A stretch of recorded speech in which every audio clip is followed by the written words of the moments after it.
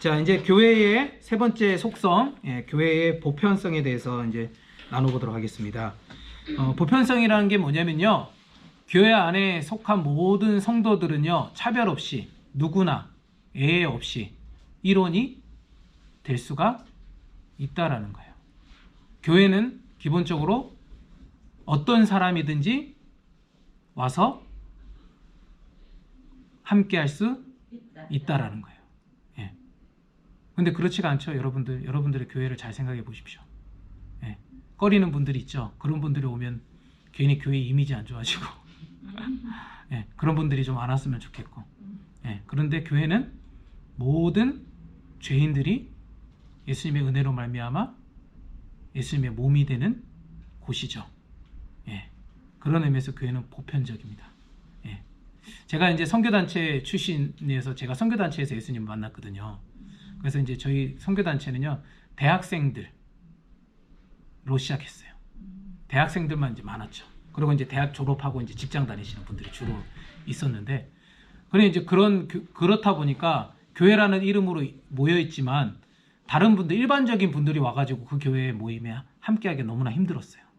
네, 그분들도 본인들이 자기는 이 교회의 성도들과 뭔가 좀 다른 것을 느끼고 적응하지 못하고 떠나거나, 혹 이제 그런 분들이 오면 교회에 기존에 있던 성도님들이 불편해한다거나 그런 부분들이 있었죠. 그런 의미에서 건강한 교회는 아니었다. 뭐 그렇게 얘기할 수가 있어요. 교회의 보편성은 그런 겁니다. 로마 카톨릭은 자기네만이 온 세계에 널리 퍼졌고 계속해서 역사 속에서 존재해 왔으며,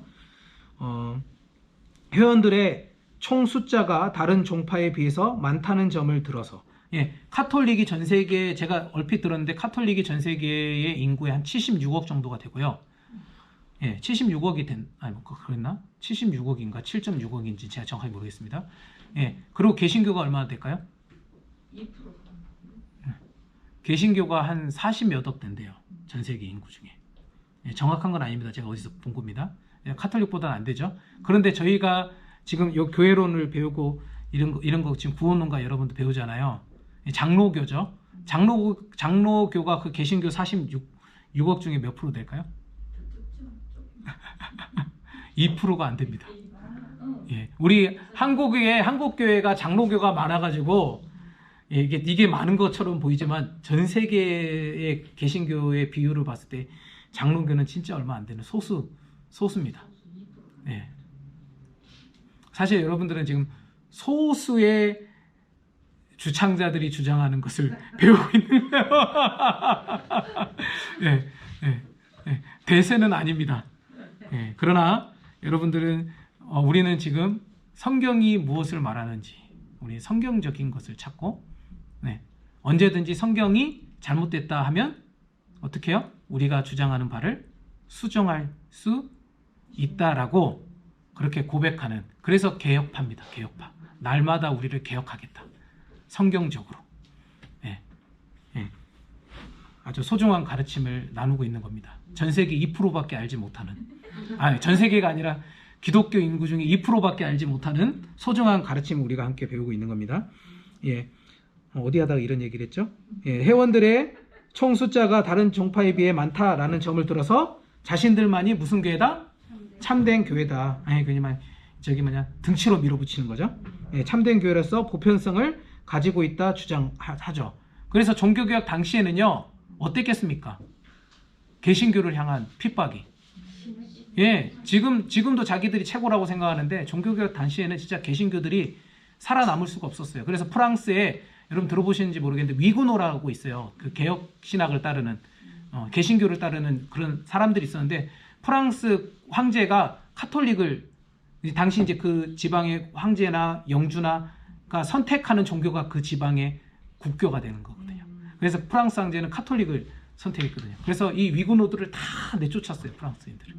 그래, 위구노들이 얼마나 많은 핍박을 받았는지 몰라요. 지금도 프랑스에 가면 프랑스에는 개신교의 전통을 찾아보기가 힘들어요.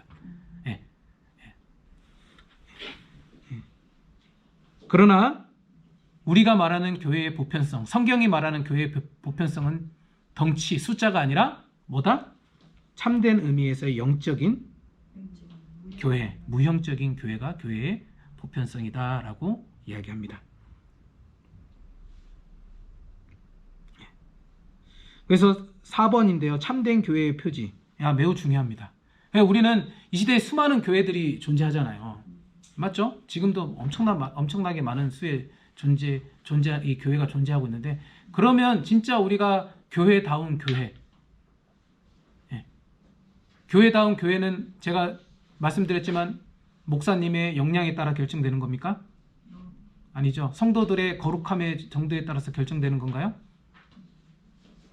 네?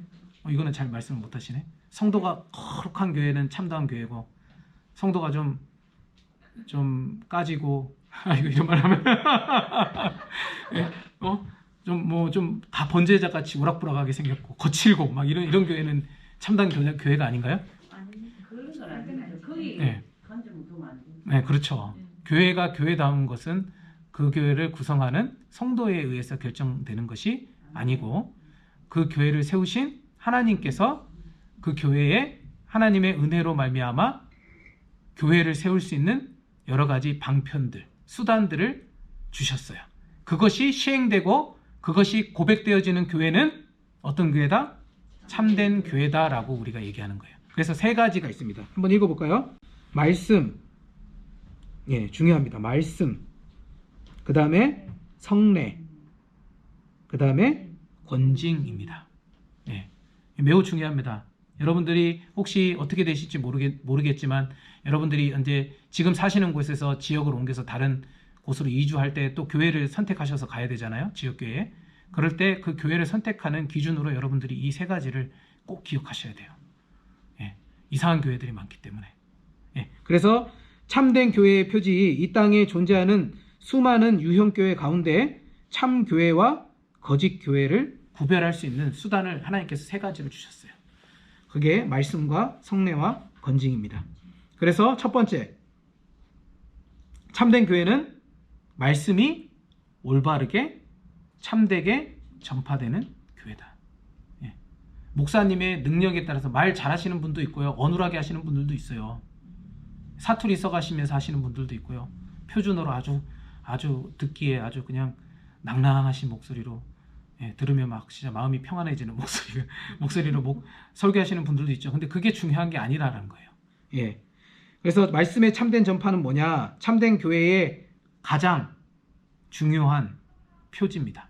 왜냐하면 하나님은 무엇을 수단으로 일하시기 때문에요?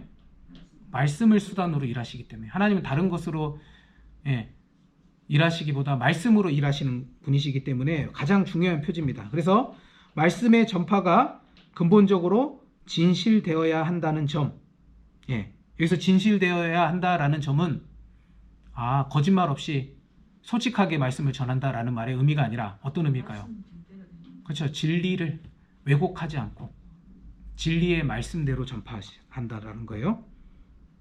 그 다음에 그 말씀을 통해서 실제적으로 말씀의 역사들이 나타날 수 있어야겠죠. 신앙과 행위에 지배적인 감화를 주어야 한다라는 것을 의미한다. 그래서 그 교회 가서 그 말씀이, 여러분들이 지금 배우잖아요. 이런 복음 성경적인 진리들을 배웠잖아요.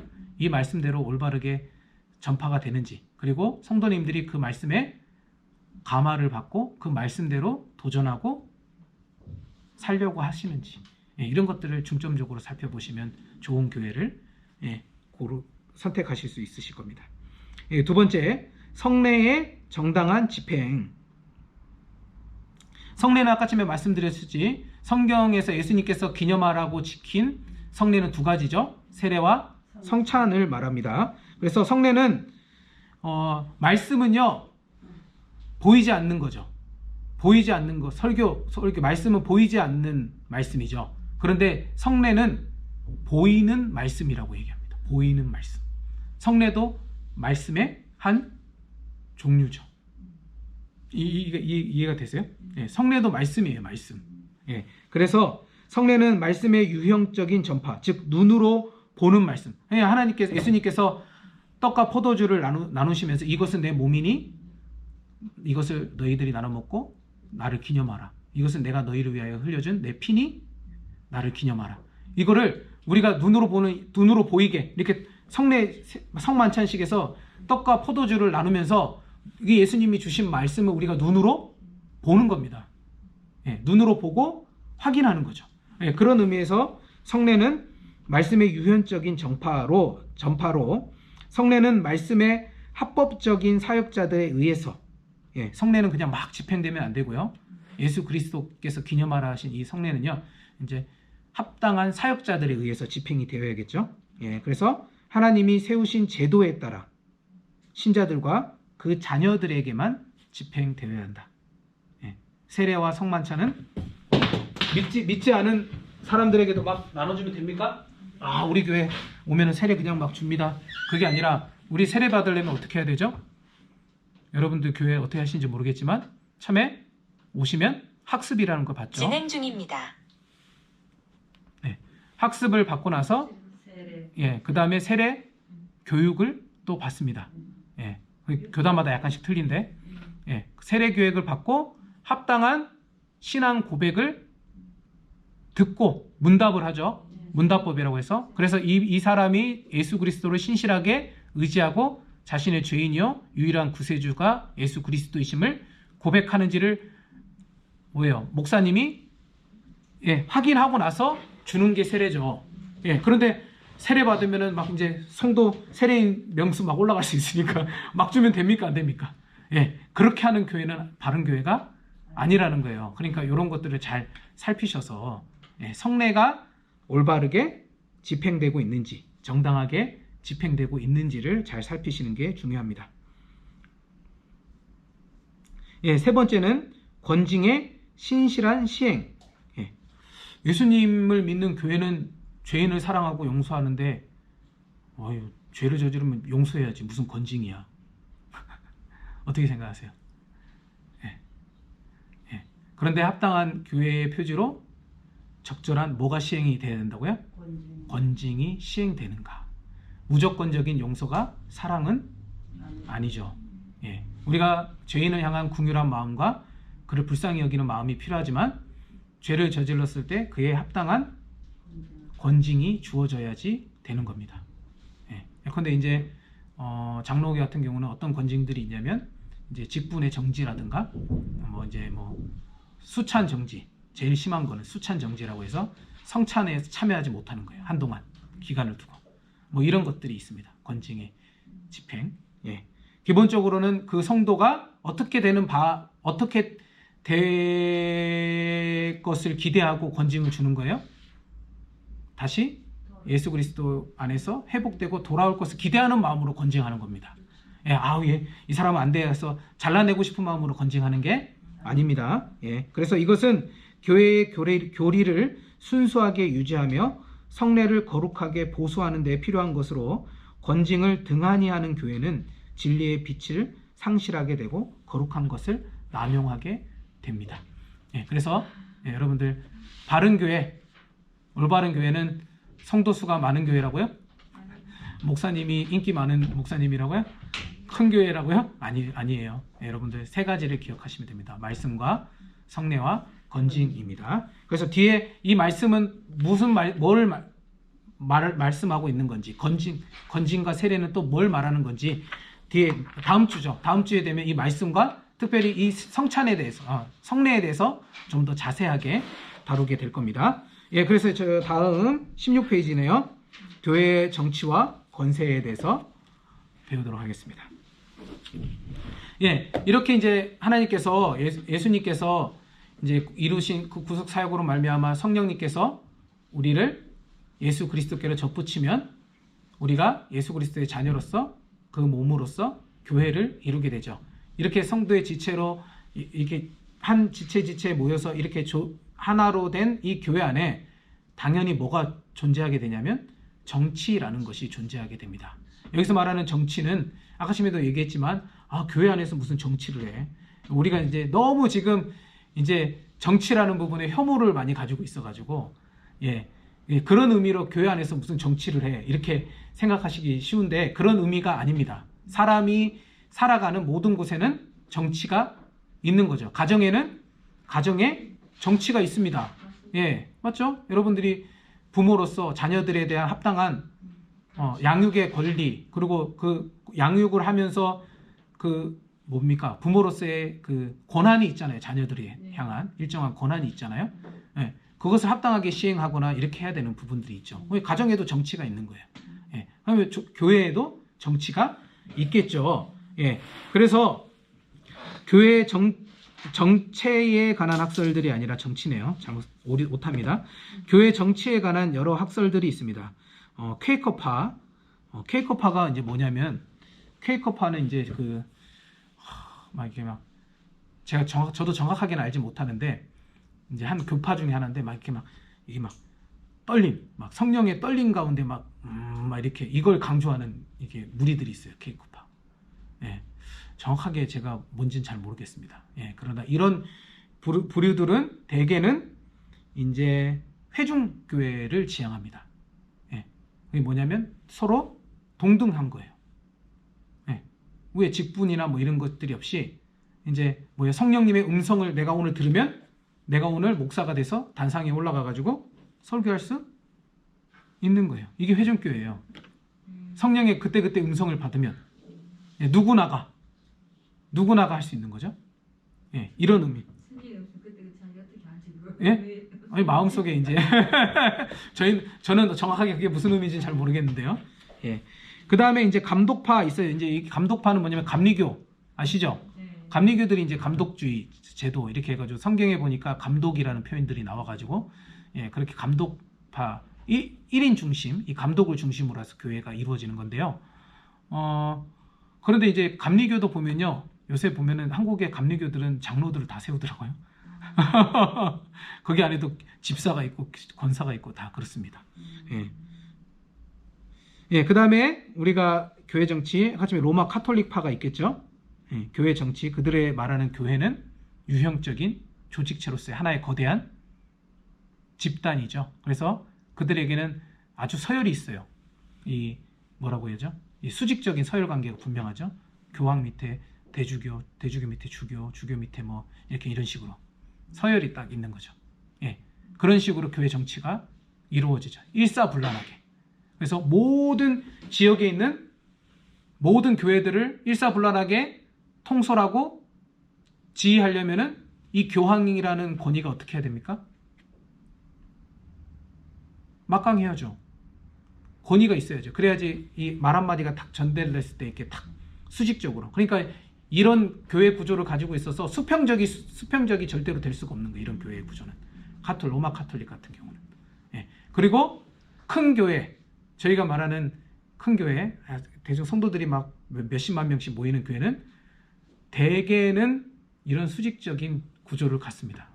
담임 목사의 한마디에 딱 즉각적으로 타타타닥 해서 딱 관리가 되는. 그렇지 않으면 이게 교회가 제대로 운영이 안 되거든요. 수평적인 교회라고 생각해 보세요. 그게 운영이 되겠어요? 수십만 명이 모여 있는데 누구는 이렇게 얘기하고 누구는 이렇게 얘기하는데 교회 운영 자체가 안 돼요. 그러니까 그런 교회일수록 대개는 이런 수직적인 구조를 갖기가 쉬워요. 그리고 그런 큰 교회가 잘 되면 잘 될수록 담임 목사님의 뭐가 셉니까? 권위가 세요. 그럴 수밖에 없습니다. 네. 그렇기 때문에 교회 조직이 커지면 어떤 의미에서 성경적인 교회를 할 수가 없는 거예요. 단위수가 커지면 불가능합니다. 그거는 사람의 힘으로는. 예. 예, 그 다음에 회중파 교회가 있는데, 회중파는 말 그대로 아까 전에 말했죠. 수평적인 것을 너무 강조하다 보니까 뭐예요? 그때마다 성도가 어떤 분이 막 이제 내가 오늘 은혜를 받은 성령님께서 내게 주시는 감동이 있기 때문에 예, 나가서 설교하고 그런 거죠. 회중들이 주인이 되는 거예요. 예, 그 교회의 중심이 되는 거죠. 평등, 수평적인 것을 강조하지만 네, 교회 안에 질서가 약하죠.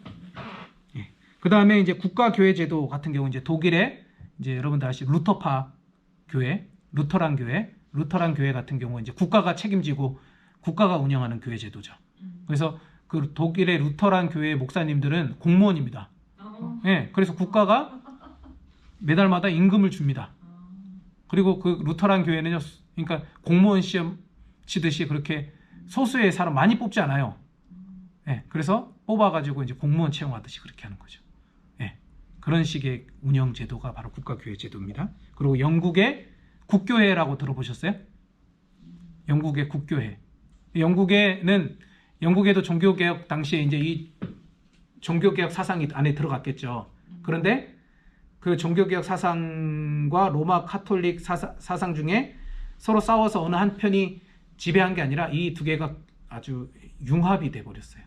그래서 국교회라고 해서 영국의 황제가, 물론 이게 이제 나중에 종교개혁사나 이런 공부를 해보시면 아시겠지만, 이 황제는 좋은 의미에서 그렇게 한 게 아니에요. 자기가 이제 누구랑 결혼했는데, 어떤 사람하고 왕비하고 결혼했는데 로마 교황이 이걸 인정을 안 해준 거예요. 그러니까 뿔나잖아요. 그래서 자기가 교회를 세워버렸어요.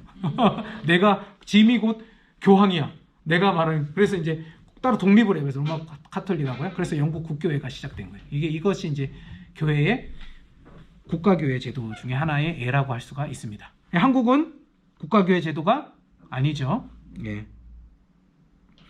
그래서 이제 저희는 다른 제도는 제가 잘 모르기도 하거든요. 우리가 배워야 할 정치는 우리가 속해 있는 장로교 정치의 원리를 배우는 시간이죠. 그래서 장로교회 혹은 개혁교회의 제도와 근본 원리. 예.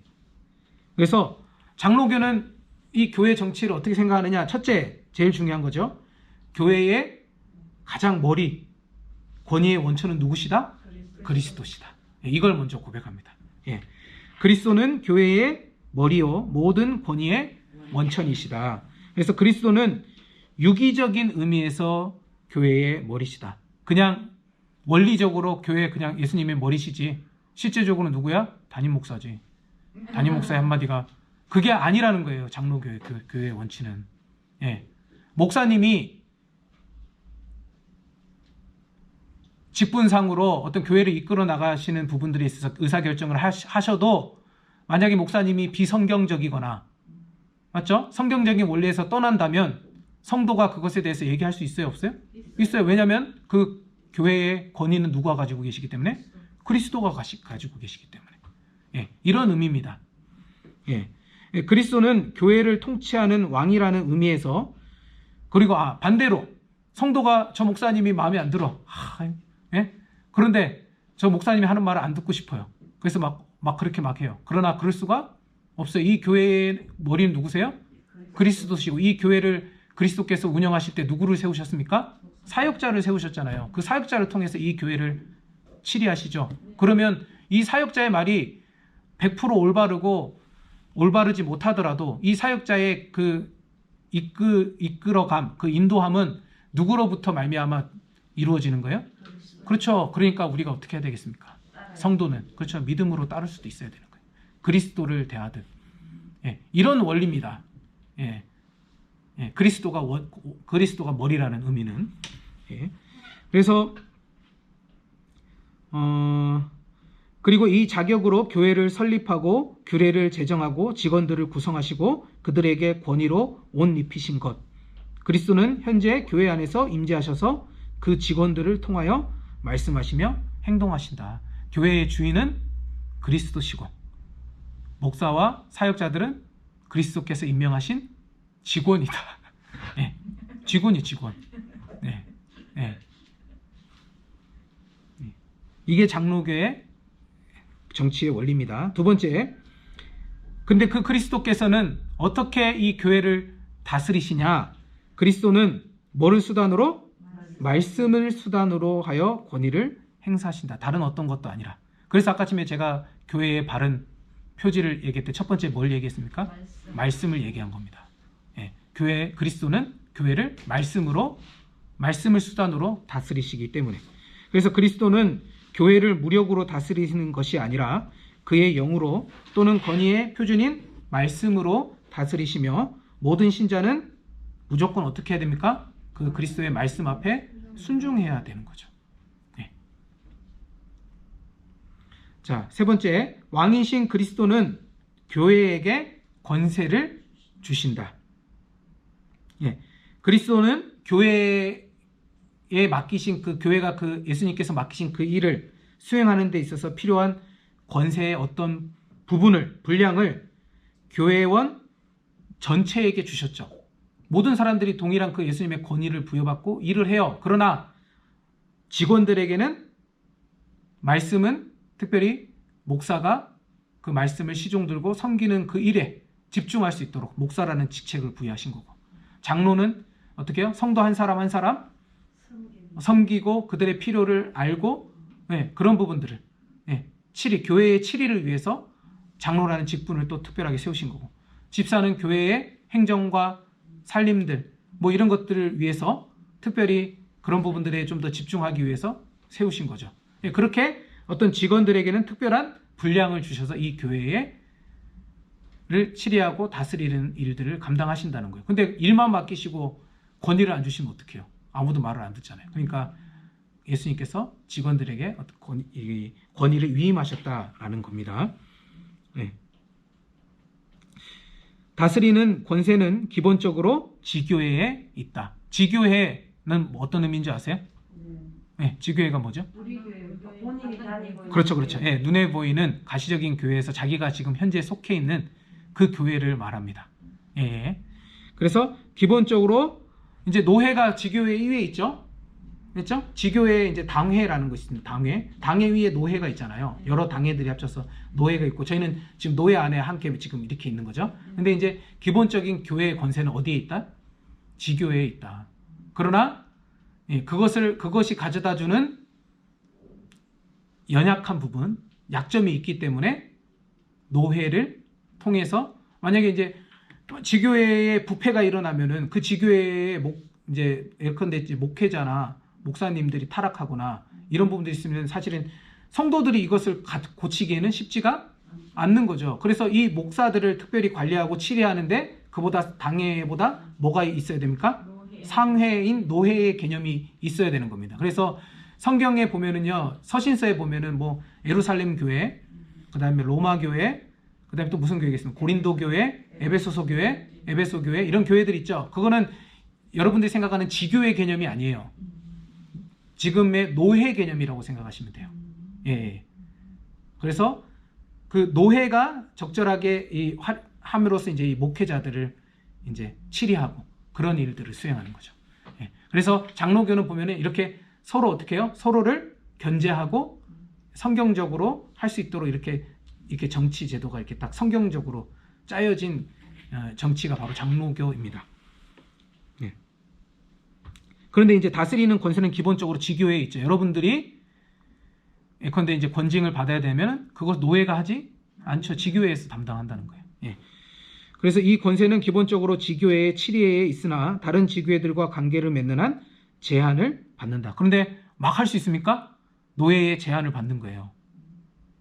자기 마음대로 할 수가 없죠.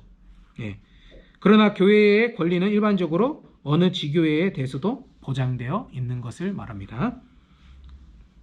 자, 다음에 이제 이 교회 정치 권세를 누구에게 주셨냐면 직원에게 주셨죠. 그래서 교회 직원이라는 부분이 있는데 이 부분은요, 제가 자세한 설명은 생략하겠습니다. 왜냐하면 다음 학기 때 여러분들이 장로교의 직분론에 대해서 여러분들이 자세하게 배울 겁니다. 그래서 넘어가기로 하고요. 이제 뭐 두 가지 종류가 있는데요. 비상직원, 이제 특수한 시대에 특수하게 필요했던 교회의 직원이 있었다라는 거예요. 그래서 성경적으로 보면 사도들이 있었고요, 선지자들이 있었고 전도자들이 있었어요. 이 비상직원이기 때문에 뭐요? 지금도 여전히 사도가 있다, 그건 아니죠. 그때 당시에 필요해서 하나님께서 세우신 직분이라는 거예요. 그런데 통상직원, 항존직이라고 들어보셨습니까? 교회가 존재하는 한 항상 존재하는 직분. 그래서 항존직이 마치 있잖아요. 항상 존재해야 되니까 내가 장로 한 번 되면은 나는 끝까지 할 수 있어. 이렇게 생각하기 쉬운데 항존직일 때 그 항존을 말하는 게 아니라 교회가 존재하는 한 이 직분은 계속해서 있다라는 의미에서의 항존직입니다. 장로가 한 번 되면 영원히 장로해야 된다, 그런 의미가 아니에요. 그래서 통상직원이라기도 하고 항존직이라고도 하기도 하는데, 이제 교회 안에 장로나 교사나 집사 이런 직분들이 있어요. 그런데 이제 권사도 있잖아요. 권사는 이제 교회의 필요에 따라서 이제 만든 직분이기 때문에요. 그거는 이제 성경에서 말하는 어떤 직분은 아닙니다. 교회의 필요에 따라서 세운 직분이고요. 그 다음에 이런 직원들의 소명은 뭐냐? 내적, 외적, 그러니까 내적으로나 외적으로나 어떤 부르심을 받은 사람들을 어떻게 해요? 기본적으로 임직하거나 안수해서 이 직원들을 세우는 거죠. 예. 예, 그 다음에 이제 교회는 다음과 같은 회의로 이루어져 있는데, 지교회, 여러분들 지교회 이제 장로님들을 중심으로 해서 뭐가 구성됩니까? 당회가 구성되죠. 당회가 실제적으로 이 교회를 치리하는 중심 의결기구죠. 예. 그러나 당회보다 위에 있는 게 있죠. 그게 뭔가요? 공동의회. 정교인들이 연말에 한 번씩 함께 모여 세례받은 모든 교인들이 함께 모여서 하는 거죠. 이게 공동의회에서 결정된 사안이 당회에서 결정된 사항이라도 공동의회에서 결정된 사항이 그것을 어떻게 할 수 있어요? 바꿀 수도 있는 거죠. 공동의회가 사실은 좀 더 중요한 의미에서 상위에 있지만, 그런데 모든 교회 성도들이 매번 교회 일이 있을 때마다 모여가지고 하기가 실제적으로 가능합니까? 안 합니까? 예, 안 하죠. 그래서 그 성도들이 자신을 대리해서 이 교회의 치리를 하실 수 있는 사람들을 세우죠. 그래, 그분이 바로 장로예요. 우리가 우리나라 같은 경우 우리나라의 살림을 국민이 주인이지만 국민들이 다 할 수 없잖아요. 그러니까 누구를 세우는 거예요? 국회의원을 대리자로 세우듯이 교회 안에도 이제 대의제라고 해요. 그래서 교회 안에도 성도님들이 다 교회 살림을 할 수 없기 때문에 장로를 세워서 이 교회의 치리를 대신 장로에게 맡기는 거죠. 그래서 이제 당회가 교회의 치리를 담당하는 거죠. 그래서 장로들로 이루어진, 목사님도 장로입니다. 가르치는 장로죠, 특별히. 예, 목사도 장로입니다. 예. 그리고 당회가 있고요. 그 다음에 재직회, 교회 재직들, 예, 집사님들이죠. 집사님들 가운데는 서리 집사님들 있죠. 임명되셔서 기간 내에 하시는 서리 집사님들 있고요. 안수 집사님이라고 좀 구별해가지고, 예, 안수해서 임명하는 집사님이 있죠. 그래서 이 집사님들과 당회 장로님들과의 함께 모여서 교회의 이제 뭐 재정 상황이라든가 여러 교회의 일들을, 실제적인 업무들을 처리하는 그런 회의를 재직회라고 하죠. 예. 그리고 이제 아까 전에 말씀드렸듯이 세례교인 전부가 연말이가 혹은 중요한 일을 결정할 때, 예컨대 이제 목사님을 새로 청빙하거나 이런 일들을 할 때 교회 전 성도들이 함께 모여서 갖는 것이 공동의회입니다. 그리고 이렇게 지교회 안에 이런 의결기구들이 있는데, 이런 의결기구들이 자칫 어떻게 할 수 있습니까? 예, 잘못될 수 있기 때문에 그 의결기구들을 관리할 수 있는 상위기구가 있는 거죠. 그래서 당회 위에 뭐가 있어요? 노회가 있고요. 노회 위에 이제 총회라는 것이 있습니다. 저희는 합신이라는 총회가 있는데요. 사실 총회는 의결기구는 아니에요. 예, 노회가 실제적인 의결기구고요. 예, 예, 그 위에 또 상위 개념의 총회가 있다라는 거 그냥 그렇게 알아두시면 됩니다. 예,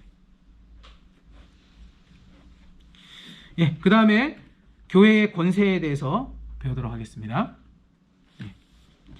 그래, 이 교회에 하나님께서 하나님의 이 사역을 감당하시기 위해 교회에 하나님의 권세를 위임하셨는데, 그 교회의 권세의 원천은 교회의 창설자요 권세와 권위를 주시는 왕은 예수 그리스도이시다. 예.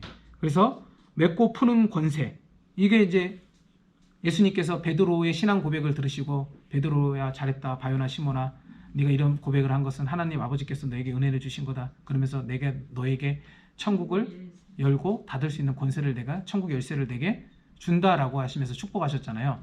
그래서 로마 카톨릭이 베드로가 초대 교황이야. 이 권세를 받았어.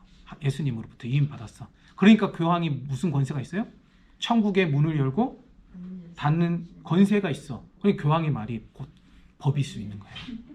이런 성경 구절을 가지고 와서 그들이 교황에 대한 성경적인 증거를 제시해요.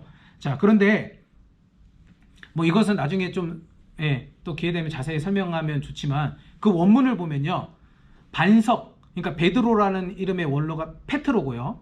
페트로고 반석이라는 의미도 페트로예요. 똑같이 써져 있어요. 그런데 거기서 예수님께서 천국의 열쇠를 베드로 너에게 준다라고 했을 때, 우리나라 성경은 그냥 베드로에게 번역을 했지만, 우리나라 성경은 그게 반석, 너의 반석 위에 내가 교회를 세우겠다 그랬잖아요. 그러니까 우리나라 성경은 그거를 구별해서 번역을 했어요. 그러니까 일반 동사는 앞에 대문자를 쓰지 않고 소문자를 쓰죠. 이름에게만 대문자를 앞에 쓰잖아요. 그러니까 이것을 구별해서 우리는 이렇게 성경적인 의미가 베드로의 그 개인에게 예수님께서 이 권한을 주신 게 아니라 베드로가 고백한 그 신앙의 고백, 그것을 반석으로 해서 예수님께서 천국의 열쇠를 주신 것이라고, 이게 이제 성경적인 해석이죠. 그런데 가톨릭은 봐봐, 베드로에게 이 권한을 주셨어. 베드로가 초대 교황이고 이 베드로의 전통을 잇는 우리가 교황이에요. 우리가 이런 권한을 가지고 있어. 이렇게 주장하는 거예요. 예, 잘못된 성경 해석이죠. 예. 예수 그리스도께서 교회에게 맺고 푸는 권세를 주셨다. 이게 무슨 말일까요? 교회를 통하지 않고서는 아무도 하나님 나라의 복음을 영접할 수 있습니까? 없습니까? 하나님 만날 수 있어요? 없어요? 없어요. 교회가 바로 그 권세를 가지고 있다는 거예요. 예. 그 다음에 죄사함의 권세, 천국을 허락 및 제거의 권세를 사도들에게 주셨고 절대적인 것은 아니나 일반 교회에까지도 주어지. 이 교회라는 곳이 얼마나 이 하나님께로부터 부여받은 이 권세가 있는 곳인지 모르는 것이죠. 예. 그래서 이 교회의 권세라는 것이 실로 놀라운데, 이 교회의 권세의 본질은 뭐냐면 정말 막 강력한 힘을 가지고 있어서 막 마음대로 할 수 있느냐, 그게 아니라 영적인 권세라는 거예요. 영적인 권세. 그래서 중세의 로마 카톨릭은 황제보다 위에 있었어요. 봐봐, 우리가 이렇게 권세가 있어. 예수님께서 우리에게 권세를 주셨어. 교황이 황제보다 위야. 이렇게 주장했어요. 그러나 이 교회의 권세의 본질은 그런 세속적인 힘이 아니라 뭐다? 영적인 권세다라는 거예요. 영적인 권세. 예. 그래서 이것은 교회의 권세가 내면적이고 불가시적인 것을 뜻하는 것이 아니라 그 권세가 성령으로 말미암아 주어진 것으로서 신자들에게만 독점적으로 관계를 가지며 도덕적으로 영적 방법으로 행사된다라는 거예요.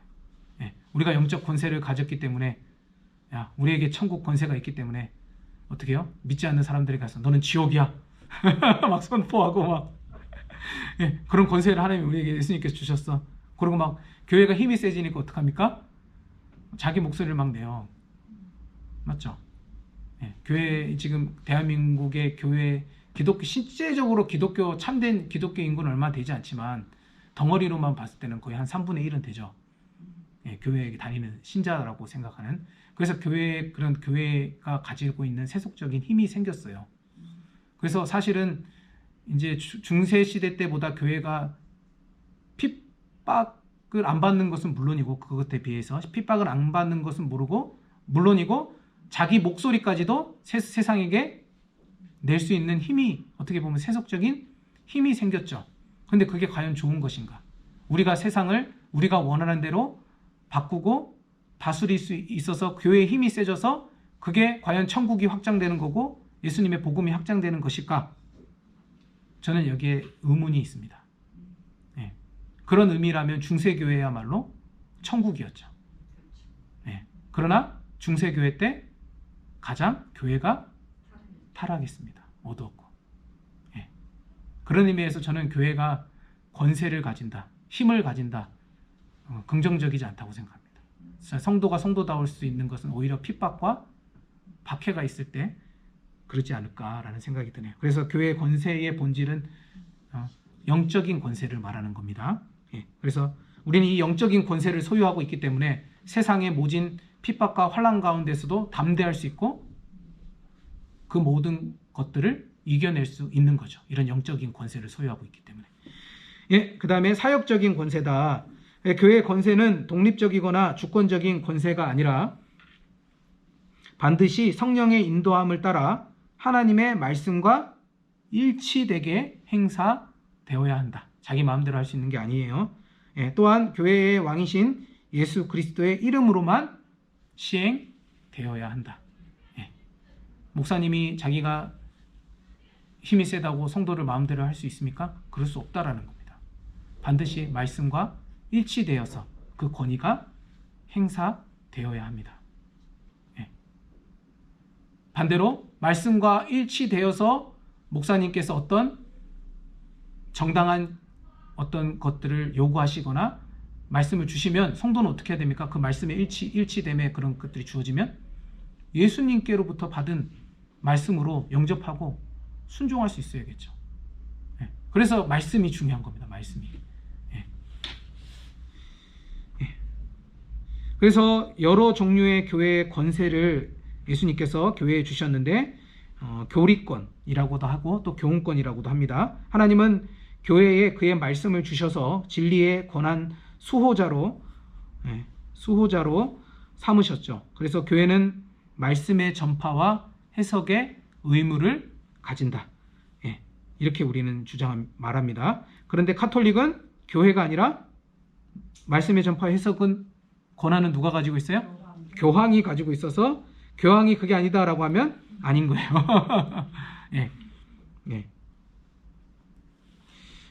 신경과 신앙 고백을 작성하여 믿는 바를 세상에 알려야 한다. 여기서 말한 신경은 여러 신경들이 우리 기독교 선조들이 여러 신경들을 만들었는데 대표적으로 사도신경이 그 중에 하나죠.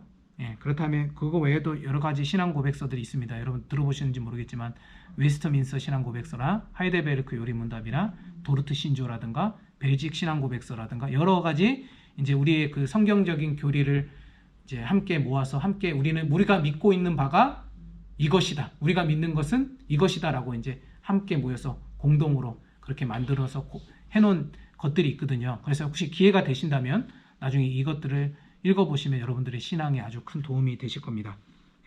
특별히 우리 장로교는 모든 목사님들이 목사 선서를 할 때 뿐만 아니라 공부를 할 때도 무엇을 근간으로 우리가 이 성경을 보고 해석하냐고 선언을 하냐면 선서를 하고 시작해요. 웨스터민스터 신앙 고백서를 선서합니다. 우리는 이거 표준 문서로 채택하고 이것을 근거로 우리가 성경을 공부하고 하나님의 말씀을 배우겠다라고 선서하고 목사가 되었어도 이것을 근거로 어떻게 합니까? 성도들을 치리하고 교회를 섬기겠다라고 선언을 하고 합니다. 그러니까 웨스터민스터 신앙 고백서가 장로교의 표준 문서라고 할 수 있어요. 성경 다음으로 중요하다라고 생각하시면 돼요. 그래서 웨스터민스터 신앙 고백서 여러분들 꼭 기회가 되시면 읽으시면 좋을 것 같습니다. 그래서 이 교리권과 교훈권을 주셨기 때문에 신학 연구를 통해서 진리를 발전시키고 보존해야 할 책임이 교회에게 있는 거죠. 다음으로 교회에는 7위권이 있는데요. 질서 유지권, 즉 그 제정하신 규례를 올바르게 질서 있게 유지하기 위해서, 그리고 성도들의 순결을 위해서, 그 순결을 유지하기 위해서 예수님께서 교회에 7위권을 주셨다라는 겁니다. 그리고 봉사권 이상하지 않아요? 봉사가 권한이라고 하니까 좀 이상하지 않습니까? 봉사가 하나님께서 우리에게 주신 권한이랍니다. 그래서 전도하면서 귀신을 쫓고 병을 고치며 이적을 행하던 사도시대와는 달리 오늘날에는 가난한 사람들을 돌봐주는 자선의 봉사를 교회의 의무이며 동시에 그거는 교회만이 할 수 있는 특권이다. 의무가 아니라 특권이다라고 얘기합니다. 봉사가. 그리스도의 사랑을 아는 사람이 할 수 있는 자비의 구제, 여러분들 구제 이런 것도 하시죠, 교회에서. 그런 것들을 말합니다. 이렇게 오늘 교회의 권세까지 배웠는데요. 혹시 질문 있으시면 질문해 주십시오.